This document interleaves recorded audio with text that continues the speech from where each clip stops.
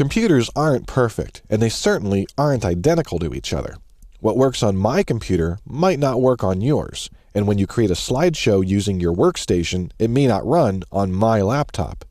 When we enter a venue to speak, we often don't know if we're going to be using our own laptops or transferring our files to someone else's. And what if they don't have the same version of PowerPoint as we do? What about the video and the fonts? What if they don't even have PowerPoint? PowerPoint 2010 gives us a unique feature called packaging that solves these problems. From Backstage, let's go ahead and click on Save and Send. And from here, we can click Package Presentation for CD. That name is misleading because it doesn't have to be a CD. You can package to a USB drive, a DVD or CD, or even a location on the network like a share.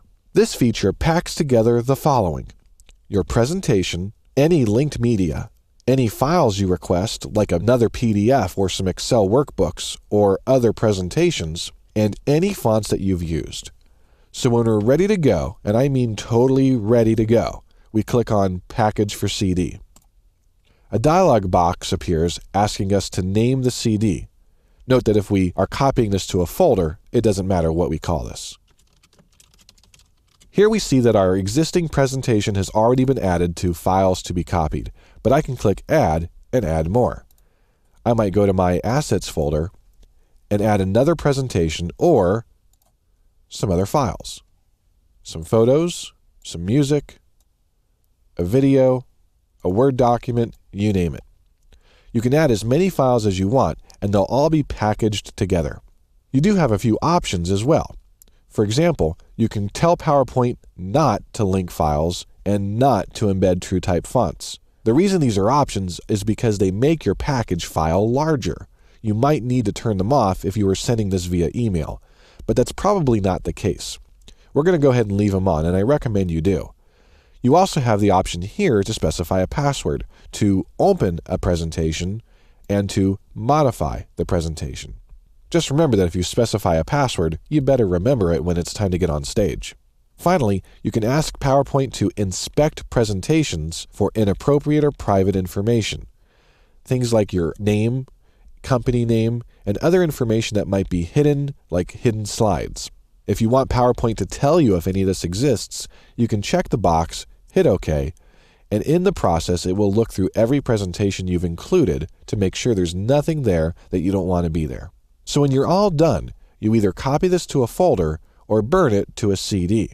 When you choose Copy to Folder, PowerPoint asks you to name the folder and specify a location. You can browse anywhere you want to, such as a network share, and then hit OK. Alternatively, you can copy it to a CD. This, of course, requires that your workstation has a CD burner. But if you click this, it'll automatically launch, copy the files to the CD, and begin the burning process. When you're all done, you hit Close, and you can move on to your venue knowing that no matter what happens, you'll be ready to go. You see, the package also creates a very special file called the PowerPoint 2010 Viewer.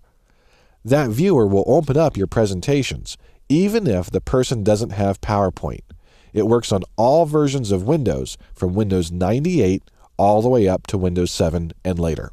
So because they don't have to have PowerPoint, you know that your presentation is going to work on their laptop or workstation. By the way, video and audio in PowerPoint 2010 is imported into your file rather than previous versions where it was linked to the file on the hard drive.